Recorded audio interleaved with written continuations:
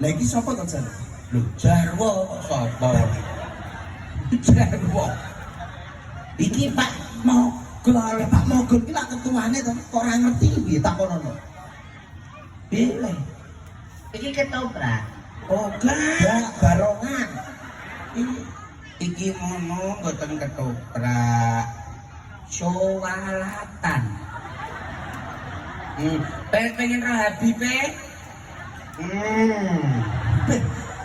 Lah wong Habib potongane kok ngono iki. Aku Habib mandi engko tolong ibu. Habis mandi. Habis mandi.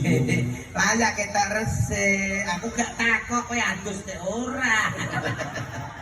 Boten, aku pengen ngerti iki desa ndi ngono. Niki desa Mbileng. Puluhan